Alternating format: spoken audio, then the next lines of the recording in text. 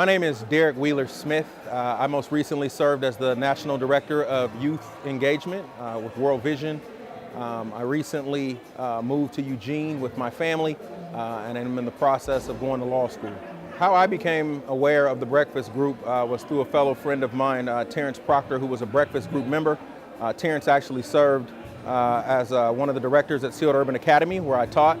And I actually replaced Terrence there. And so I then learned, of course, about the Breakfast Group, went and sat in on one of the meetings, and I was hooked from the first meeting. I loved the engagement. I loved the different topics that they were discussing. They were issues that I felt were pertinent and important to our community and to the development of our community and to the uplifting of our people. And so I engaged in the Breakfast Group, became a member, and was a member of the Breakfast Group for a year. In 2010, I actually received the Outstanding Counselor of the Year award from the Breakfast Group. And so thank you guys very much for that award. When I think about the challenges that many of the young men face here in the greater Seattle area and in our community, a lot of times one of the words that you consistently hear is apathy. And when you find a young person who is apathetic, or you find a young person who is lazy, is another word that's used. A lot of times what you're talking about is somebody who just lacks vision. It's said that when a person lacks vision, they cast off restraint, or they live their life as if there's no tomorrow. They live their life as if there's no tomorrow because they can't see a tomorrow. And so many of our young men just lack a vision for their lives. As a result, they settle for instant gratification and find themselves in scenarios and situations that actually digs a deeper rut and a hole. It doesn't help, obviously, that they're going to school in environments that are not supportive of them.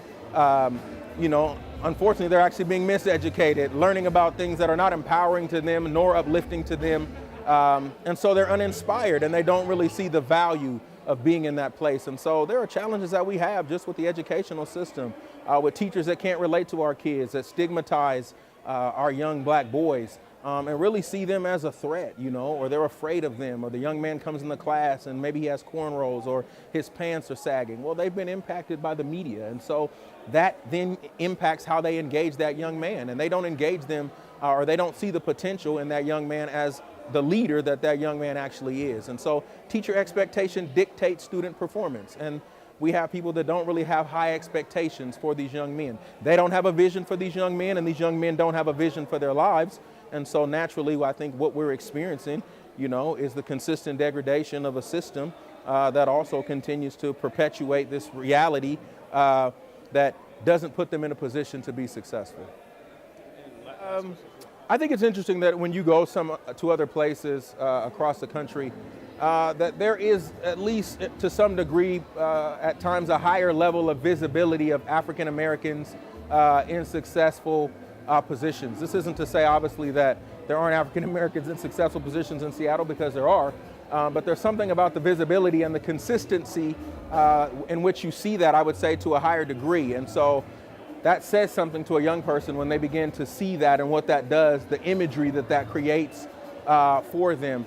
Of course, we can't necessarily talk about the issues of gentrification just being unique to Seattle. That's something that's happening all over the country. But when you lack kind of a central place, a location, it's similar to kind of being taken from Africa and not having any roots or any sense of direction, or a place that kind of grounds you, a sense of community and a pride, a place that you kind of belong to. That doesn't really exist.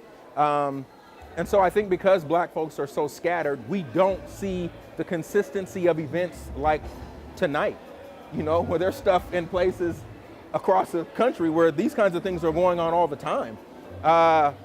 It's sparse and it's spread out in Seattle. And anytime black folks try to do anything, a lot of times there's challenges. I mean, folks can't go hang out at Seward Park and just park their cars and listen to music and enjoy one another without the police coming to shut down the park as if there's something negative that's happening. So I think it's just kind of created this, scattered mentality where everybody's kind of isolated and doing their own thing, and we're like these rocks that all come into contact but no vital link, like a pile of rocks, and so I think we lack the deeper connection that we could have and should have as a community, that then allows us to begin to support one another, to build one another, and to lift each other up on a consistent basis.